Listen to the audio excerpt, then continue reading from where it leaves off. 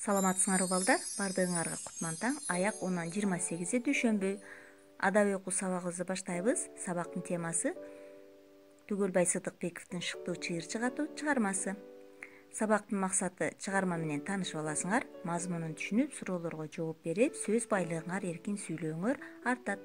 Табышмактардын жандырмагын таап, терең ойлоп, тапкыч болууга үйрөнөсүңөр. Шыктуу чыйырчык. Биздин ак кашка атыккан ат жоголду. Бул чоң жал сын сыпаты эликтей. Ак кашкага жылкычы Бердибек катуу кейиди. Ой тоону бүт кыдырды. Ак кашка табылбады. Короолоштор жылкычынын үйүндө кымыз ичип отурушкан. Сыртта койчуларча сыбызгыта ышкырып, кайра чакчыгайча чакылдай калып, укмуш сайраган кара чыйырчыктын сайроосу улай алыстан жылкы кишинегендей болду. Бердибек жылкычы селее калды. Капырай, тыңшагылачы, ак кашка кишинейби? Үйдөгүлөр кулак түрдү. Чынында эле жылкынын кишинегени угулду. Кимдир бирөө "Чын эле ак кашка кишинегендей жаны бар" деп жылкычы тура жөнөдү. Үйдөгүлөр кошо чыкты. Жакын жерде жылкы көрүнбөдү. Айлана чөйрө тыптынч, маңдайкы бадалда конуп отурган жалгыз кара чыйырчыктын сайроосу кулак кожурун алууда. Бирде сыбызгыта ышкырат, бирде жаш күчүкчө борс-борс үрөт. Көккө житкен боз торгойчо безеленет. Ошол замат келинче шаңкылдап күлгөнсүйт. "Ой, береги чыйырчык кишинеген го", деди тургандардан бири. "Чыйырчык да кишинечү беле, курган бала", деп Бердибек аларга карады. "Күчүкчө үрүп келинче күлүп жатпайбы", деди тигил. Ошол кезде чыйырчык безеленте кишинеп жиберди. Чыйырчыктын кишинегени ошол ак кашканын алыстан кишинегенине окшой түштү. Бердибек кулак түрүп үмүттөнүп калды. "Жаныбарым, ак кашка алыстан кишинеп жатат.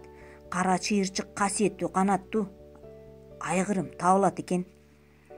Арадан көп жыл өтүп, жылкычы Бердибектей улгайып калган кезимде кабинеттеги диванда дем алып жатсам, машинканын чык-чык эткен үнүн туурады.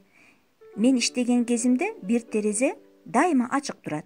Маал-маал бакта отуруп, сайрай-сайрай Шыктуу чыйырчык машинканын чыккылдашын өз күүсүнө салган тура. Сайроочу канаттуулардан кара чыйырчыктын башка үндөрдү ушунчалык так жана чебер өздөштүргөн шыгына бир кубанып, бир ыраазы болдум. Анан өзүм анын шыгын мактап, бул аңгемени жарата баштаганымда кара чыйырчык үнүн басты. Ал кантсе да обон үйрөнмөккө машинканын дабышын тыңшай калды го. Мынакей чыгарма менен тааныштык. Силерге суроо балдар. Жылкынын кишинегени кайдан угулду? Чыйырчыктын башка канаттуулардан өзгөчөлүгү эмнеде экен? Автордун бул аңгемени жазып калышына эмне себеп болуптур?